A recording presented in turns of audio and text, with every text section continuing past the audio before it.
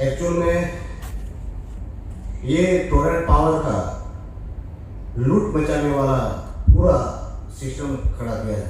मैं वो point of the point आपको बताना चाहता हूँ और इसमें इंक्वायरी की भी जरूरत पड़ेगी सर, क्योंकि बहुत सारे डेटा उन लोगों ने मैनिपुलेट किए हैं, वैसा मुझे लग रहा है। सर फाइनेंशियल ईयर 22-23 का टैरिफ ऑर्डर में कमीशन ने खुद कहा है सर, क्या बता रहे थे लोग 59 करोड़ समथिंग का 21-22 में जो निर्धारित किया गया था सर, उसमें वो गैप मतलब तो नुकसान था ही नहीं, क्योंकि कमीशन ने खुद 22-23 में का जो कहा था कि ये नुकसान नहीं है, क्योंकि वो तो सर फायदे में था 28 करोड़, फिर भी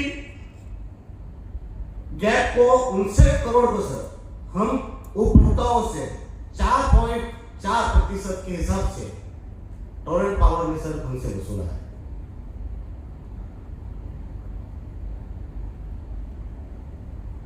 जबकि सर 24 से जो टैरिफ ऑर्डर है उसमें कमीशन ने लिखा है कि फाइनेंशियल ईयर 21-22 में सरप्लस था 28 करोड़ 62 लाख रुपए सर, मतलब हमसे 59 करोड़ रुपया उन्होंने उगाही कर दी सर। साथ में ये कहना चाहता हूं कि 20-21 और 22 में 28.62 करोड़ का फायदा था डीएनएच बीटी पीडीसीएल को, जो हमसे उन लोगों ने वसूल लिया 4.40 के हिसाब से, तो वो पैसा सर फिर से रिस्टोर मतलब हमें वो उपभोक्ताओं को वापस मिलना चाहिए। सर मैं कहना चाहता हूं डीएनएच बीटी पीडीसीएल द्वारा जो एआरएम किया गया है उसमें ये कहा जा रहा है कि 8.89 करोड़ का गैप पड़ेगा, जो पेज नंबर 32 में है, और 8.89 करोड़ जो गैप है उसमें कैरिंग कॉस्ट को जोड़ दिया जाए तो ये बढ़कर 9 करोड़ 25 लाख हो जाएगा, 9 करोड़ 25 लाख। और वो अंदाजित घाटा नुकसान जो है 23-24 में बढ़कर 20.15 करोड़ का गैप यानी नुकसान होने वाला है। और उसमें भी यार पेज 53 पे लिखा है सर, उसमें भी जो सर अगर वो कैरिंग कॉस्ट जोड़ा जाए तो लगभग 30 करोड़ का नुकसान अभी से ही ये लोग हमें बता रहे हैं, 30 करोड़ का अंदाजित नुकसान इस साल होता है। सवाल ये है सर, उपभोक्ताओं से 59 करोड़ रुपया वसूला गया 4.40 के हिसाब से सरचार्ज लगाकर रेगुलेटरी चार्जेस में। वो पैसा डिपार्टमेंट के पास आया, इंटूरांट के पास आया, 28 करोड़ 62 लाख रुपए दूसरे आए, यानी 27-88 करोड़ रुपए इनके पास आए। उसके बावजूद ये लोग कह रहे हैं कि 9 करोड़ से ज्यादा का लॉस इस साल हो गया, और अगले साल इस सिस्टम से चलेंगे तो 31 करोड़ के आसपास का लॉस हो जाएगा। सर मैं आपको बताना चाहता हूं, ये डिपार्टमेंट में मैं 16-17 साल से हर साल मॉनिटरिंग करता हूं, मैं जेआरसी की मीटिंग में रेगुलर हाजिर रहा हूं सर। मैंने हर साल का ये इनका जो भी टैरिफ का जो भी होता है वो मैंने पढ़ा है सर।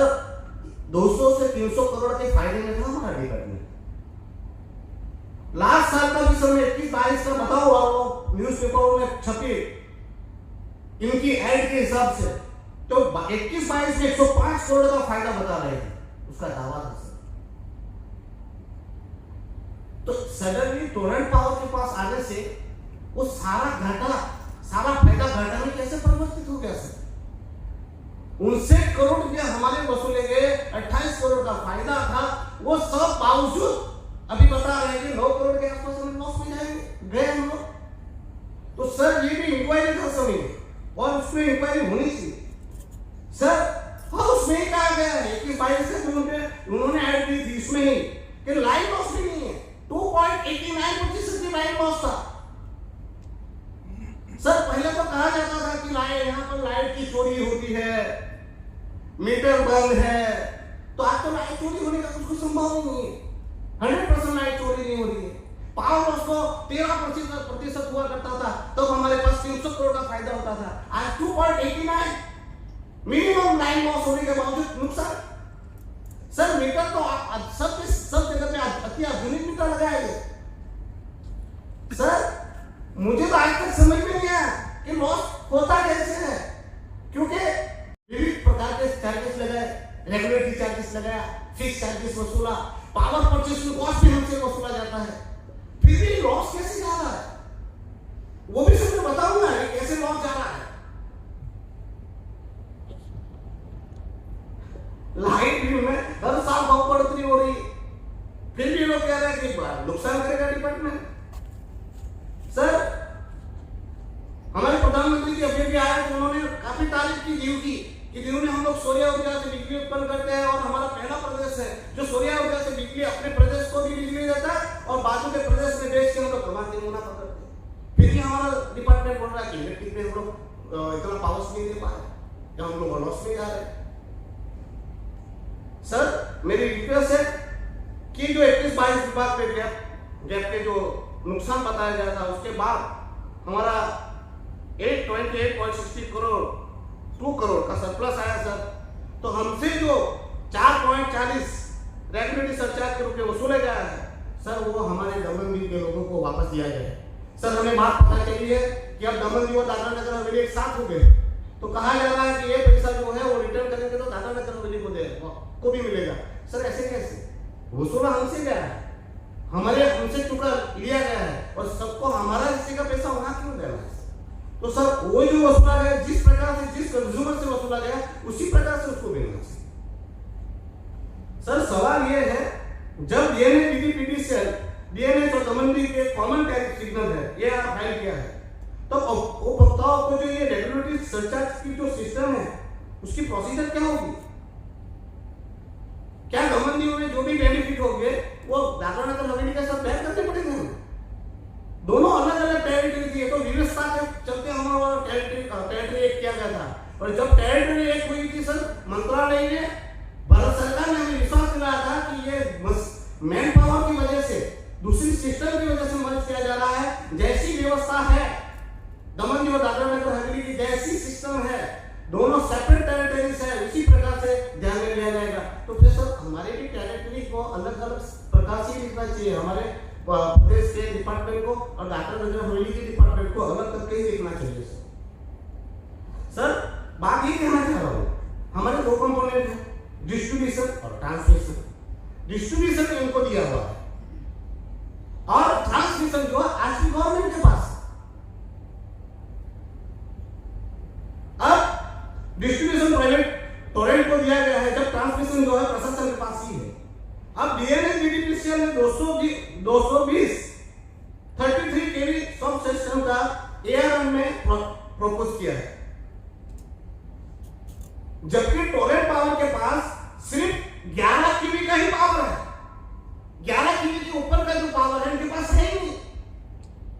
तो ये जो प्रोजेक्ट बना रहे हैं 220 33 केवी का वो प्रपोज कर कैसे सकते हैं? इनके पास तो पावर ही नहीं है। बिना पावर के वो मनमानी करेंगे, यानी एक ही साल आए और मनमानी चालू कर देंगे लोगों ने। सर हमारा दमन दीव जो है मैम को भी पता है कि हमारे यहाँ इतना हाईटेक सब स्टेशन है और वो पहले से हम लोगों ने मेंटेन करके रखा है और पावर लॉस भी नहीं है। ये खुद कह रहे हैं 2.89 नहीं है या एक्सेल पावर लोड की कोई समस्या नहीं है ना। हम लोगों ने कभी कहा है कि हाँ पावर लोड की समस्या है, पावर स्टैग्नेशन होता है या ओवरलोड होता है, मगर ये टोरेंट आने से पहले तो हमारे यहाँ पावर रह नहीं जाता था, ऐसा कोई मेजर फॉल्ट होता था तब जाता था, मगर अब तो आई नहीं जाता है। और ये लोग ऐसा वो भी तारीख के साथ बताऊंगा सर। और ये नया प्रोजेक्ट जो खुद खड़ा करना चाह रहे हैं यहाँ सेटअप की कोई जरूरत नहीं, नए सेटअप की कोई जरूरत नहीं, तो ये पावर लोड वगैरह की कोई समस्या नहीं है। तो ये बिन जरूरी रूप से हम पे थोपा जा रहा है सर। अगर ये नया सेटअप खड़ा किया जाएगा ना तो उसमें अंदाजित लिखा हुआ है 62.71 और 42 करोड़, मतलब प्रारंभिक 104 से 105 करोड़ का पहला सेटअप का खर्च आएगा। ये नया अगर वो 220-33 केवी का अगर चलाना जाए और हमारे सूत्र कह रहे हैं, हमारे टेक्नीशियन कह रहे हैं ये तो प्रारंभिक है, कम से कम 400 से 500 करोड़ का नुकसान पैसा लगाने की जरूरत पड़ेगी। और वो पूरा बर्डन किस पे है? उपभोक्ताओं पे, जबकि जरूरत ही नहीं है वो सब सेटअप की। और मैडम आपको बताना चाहता हूं उसके लिए लैंड की जरूरत पड़ेगी। इन लोगों ने लिखा है कितनी लैंड लेनी पड़ेगी, तो लैंड कहां से लाएंगे? यहां गवर्नमेंट में आपको बताना चाहता हूं यहां मेडिकल कॉलेज आएगी, तो मेडिकल कॉलेज इसलिए नहीं बन पाएगी कि यहाँ पर लैंड नहीं थी। आज हमारी मेडिकल कॉलेज दमन की जो कॉलेज थी आज सेवा से चली गई क्योंकि यहाँ पर लैंड नहीं है। तो लैंड कहां से एक्वायर करेंगे? मुझे जिससे पता है, मुझे बताया गया कि सीए के पास अगर ये प्रपोजल रखना था तो सीए के पास इन लोगों को प्रपोजल पास करवानी, वो भी नहीं हुई।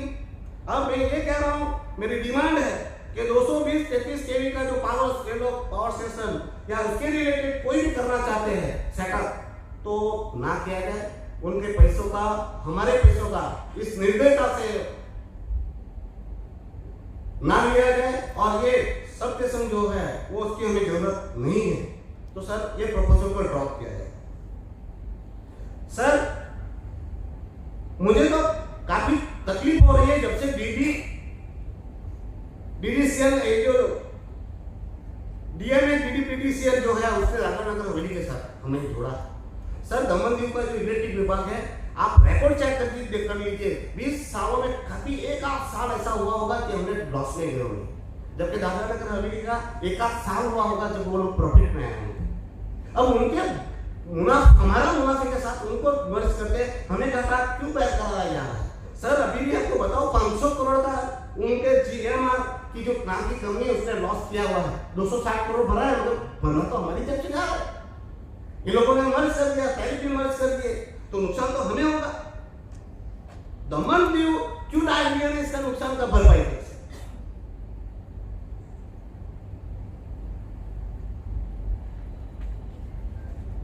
सर एम्प्लॉय कॉस्ट के बारे में भी कहना चाहता हूं जो पेज नंबर 94 पे है। सर 10 साल में यानी 22-23 में दमन दीव और डीएमएस का खर्चा 41.26 करोड़ बताया इन्होंने, और आने वाले साल में फाइनेंशियल ईयर 23-24 में ये खर्चों को 8 करोड़ और बढ़ाकर तब अंदाजित खर्चा जो था वो 35 करोड़ का था। ट्रांसमिशन और डिस्ट्रीब्यूशन दोनों साथ में थे तो भी 35 करोड़ का खर्चा था। एक ही साल में ये लोग आए तो 41 करोड़ कर दिए, 6 करोड़ बढ़ गए लास्ट साल, और इस साल और 8 करोड़ की बढ़ोतरी चाहते हैं यानी 49 करोड़। और जब धंधा आधा है तो बजट आधा होना चाहिए, ये तो रॉकेट गति से बढ़ रहा है और 49 करोड़ रुपया मांग रहे। और सर मैं ये कहना चाहता हूं कि करना क्या चाह रहे हैं, क्योंकि इनके जो कर्मचारी है पिछले 2 दिन से भूख हड़ताल पे बैठे हुए थे, आज उनको दारा के धमका में उनको वापस लिया गया है। वो लोगों का तो पगार बढ़ ही नहीं रहा है, और मैंने इसमें कलम में लिखा तो पीएफ में तो 0 बता रहे, पेंशन में तो 0 बता रहे, तो भाव बढ़ोतरी किस चीज की मांग रहे हैं? वो क्यों वसूल रहे हैं हमसे?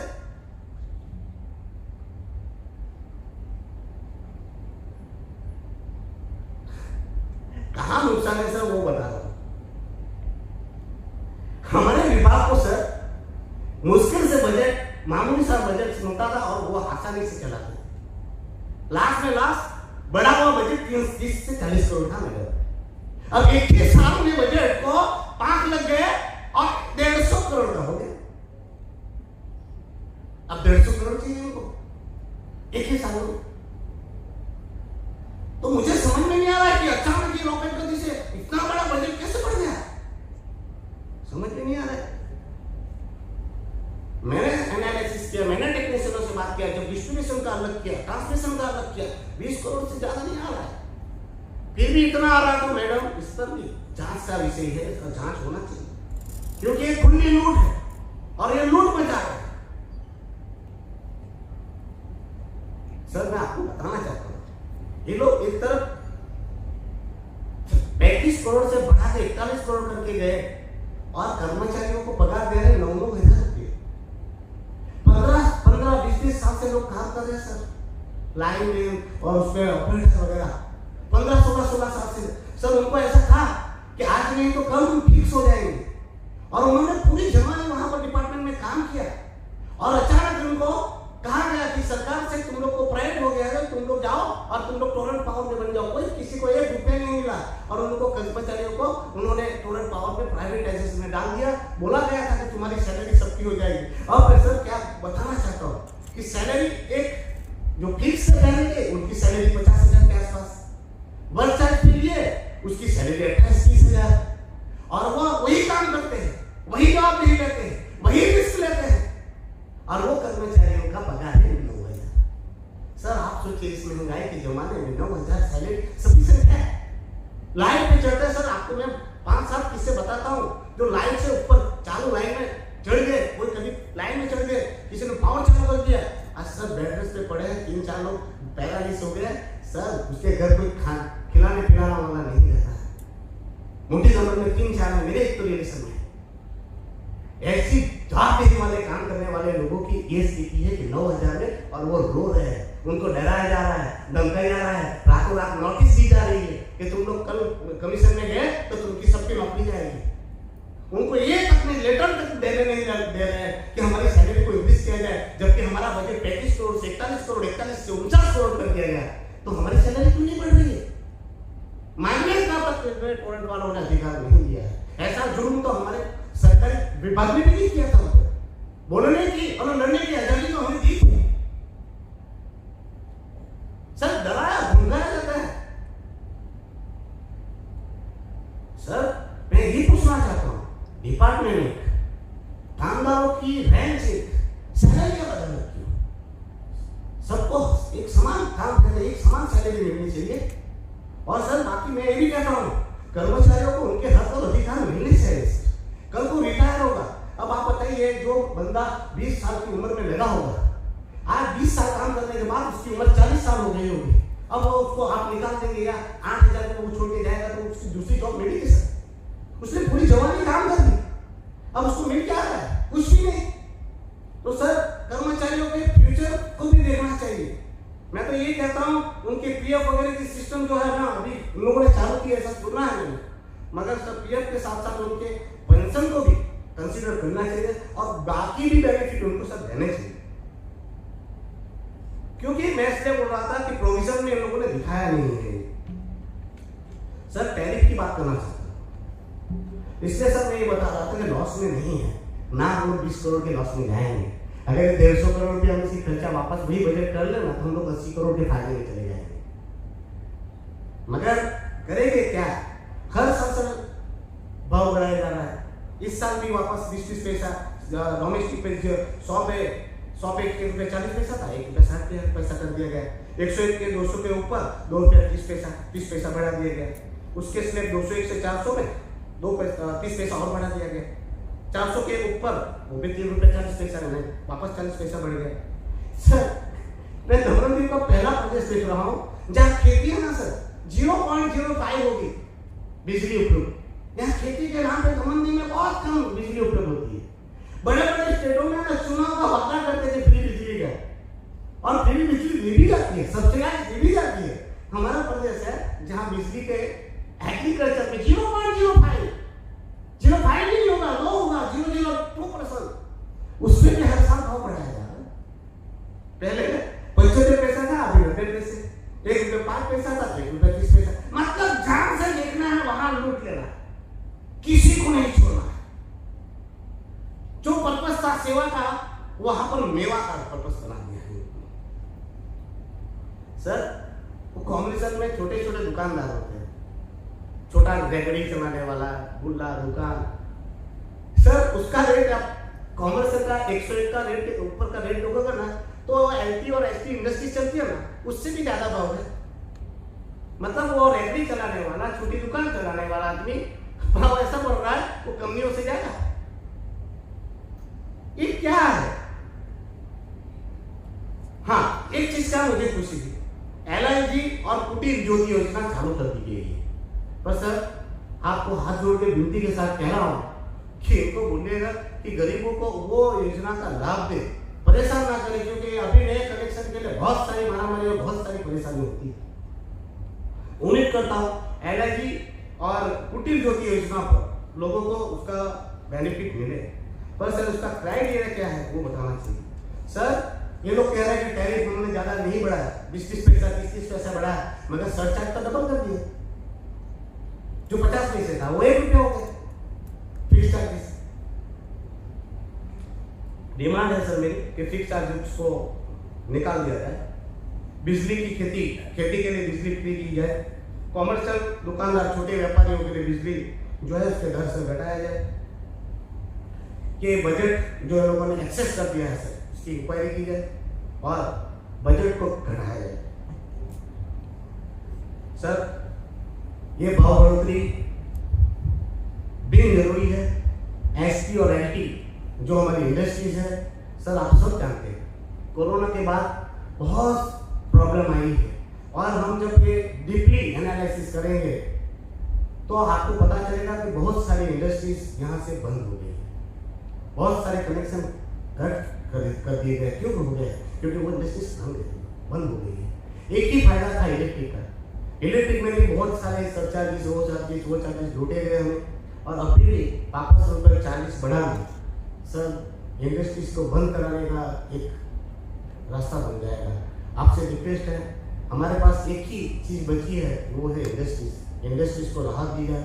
और इस साल सर मैं तो कहता हूँ कि सारे कंपाउंड में जो बढ़ोतरी इन लोगों ने मांगी है उसको सर ना पास किया जाए, और जो थे वही चला जाए।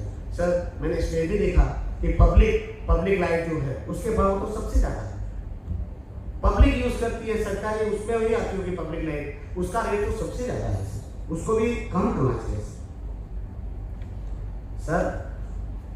मैं कहना चाहता हूँ ये लॉन वाला सिस्टम मुझे समझ में नहीं आया, ये लॉन किस चीज़ की है उसमें मुझे समझ में नहीं आया। तो कृपया मेरी रजूआत के बाद मैं चाहता हूँ कि मुझे बताया कि 151.07 करोड़ की लॉन किस प्रकार से और क्यों दी गई,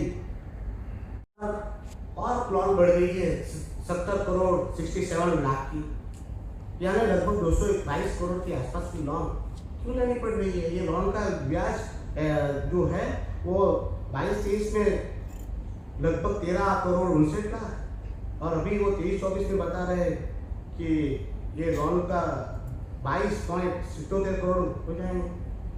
वो लॉन का मतलब वो इंटरेस्ट कितना हो जाएगा, तो लॉन कितने के लिए क्यों ली वो तो मुझे समझ में नहीं आया। पूरा मैंने पढ़ डाला पर मुझे समझ में नहीं आया लॉन क्यों दी गई थी, पहले की बैलेंस शीट में दिख रही है अभी क्यों दिख रही है, वो मुझे समझ में नहीं आया। और साथ में ये कहना चाहता हूँ पेज नंबर 39 में जो टेबल 34 है उसमें लिखा गया है कि capital expenditure for 33 kV network 220-33 kV short substation 26 crore और लैंड 14 करोड़ की, यानी 40 करोड़ था वो। और पाना नंबर पेज नंबर 40 पे वापस लिखा है construction 12 crore, 33-11 kV substation 30 crore, फिर से जमीन 20 crore, construction 10 crore, 33 kV feeders 071 crore, cable access 60.671 crore, मतलब दूसरे 62.71 मतलब ये 100-200 करोड़ रुपया 150 करोड़ दो सबसे। मैडम मैं आपको बताना चाहता हूँ, अगर हमारे डिपार्टमेंट को पूछिए, जब भी हमारे 66 kV का रिंगणवाड़ा से धबड़ ले गए थे लाइन, तो इनके दांतों तले चने चबाने पड़े, जैसे तैसे करके वो लाइन खींची गई थी। नंबर बहुत छोटा प्रदेश है जिसमें बहुत सारी समस्याएं हैं, उसमें ये 2-2 सब स्टेशन अगर वो बता रहे हैं तो उसकी जरूरत क्या है, ये अननेसेसरी खर्चा क्यों है, मुझे समझ में नहीं आ रहा है।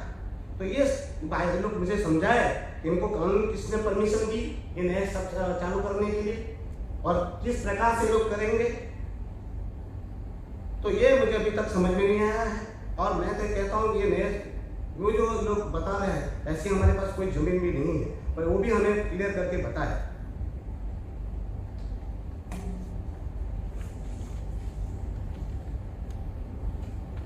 अब सर समस्या बताना चाहता हूँ, जब से टॉयलेट पावर आया है प्राइवेटाइजेशन होता है तो उसकी फैसिलिटीज बढ़ जाती है। यहाँ की आपको बताओ आप जिस फ्लैट में बैठे हैं वो डीजी पे चल रहा है, अभी हम डीजी में बैठे हुए हैं। मतलब ये टोरेंट पावर को अपनी कंपनी पर विश्वास नहीं है कि बिजली इतने टाइम रहेगी, ये उनकी सुविधा है, ये फैसिलिटीज है हमारे पास।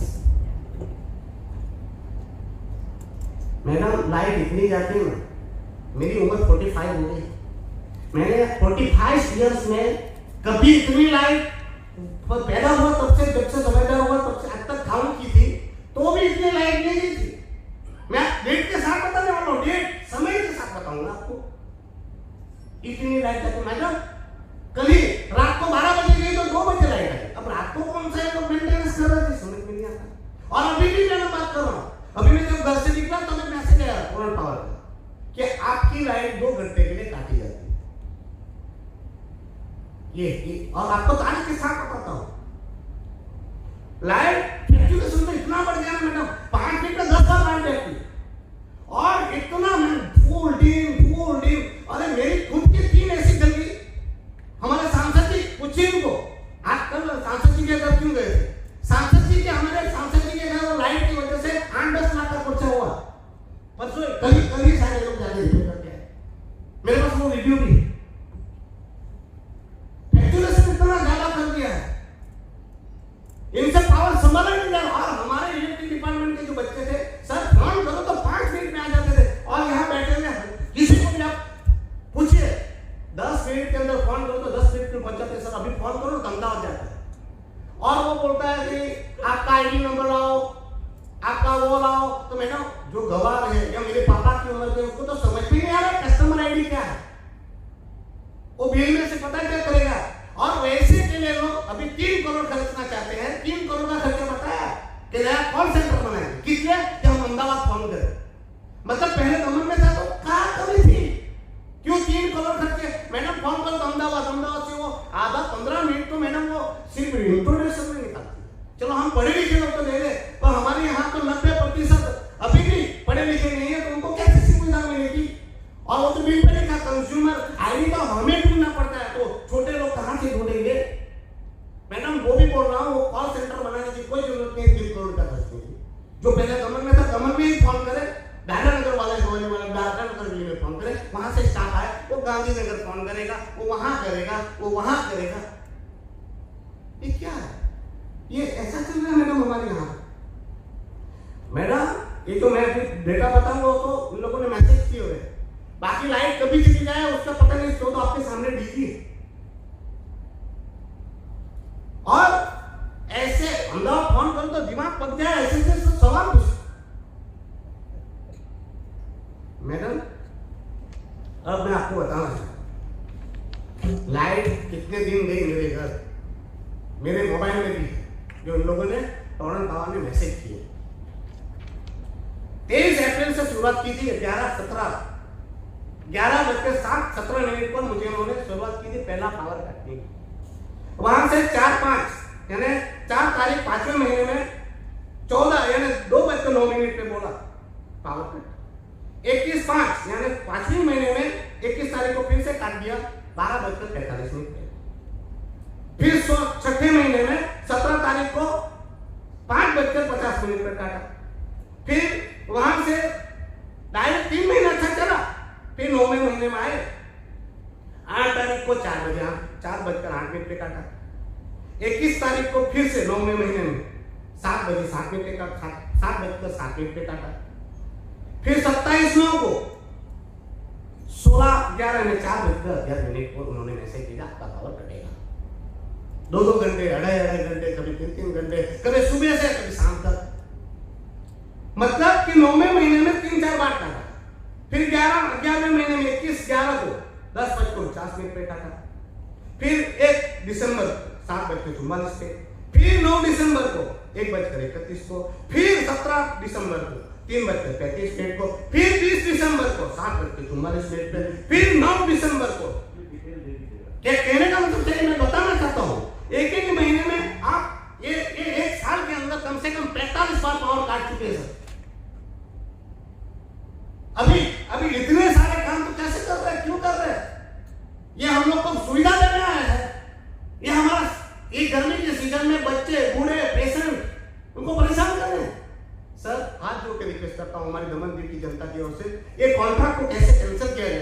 उसका हमें उपाय बताइए।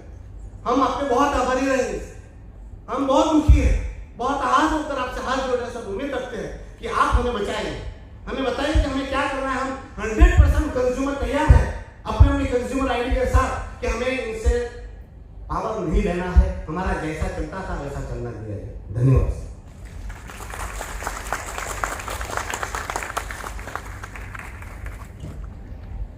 सर बुरा नहीं मानिएगा कि हमारे यहाँ कोई सुनता नहीं है, इसलिए बेचारे यहाँ के अपना दुख कहाँ करेंगे। कि जो आप बोल रहे हैं ना वो अधिकारी कहीं मिलता ही नहीं है। मैं खुद फॉरम में कितनी बार शिकायत करवाने के लिए भेजता हूँ, मिलता नहीं है। तो सर बेचारे यहाँ आके आपके सामने रखते हैं ताकि आप उस पर कुछ एक्शन ले, तो आगे चल के फिर वो फॉरम एक्टिव रहेगी। सर एक पॉइंट ये है, हमारे डिपार्टमेंट ने 100% नए डिजिटल मीटर लगा दिए ऑलरेडी। तो सर इस प्रपोजल में एक और 30 करोड़ का खर्चा बताया जा रहा है स्मार्ट मीटर्स।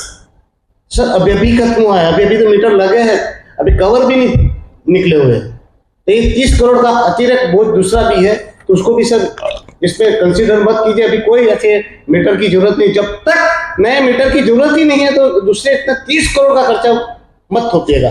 धन्यवाद।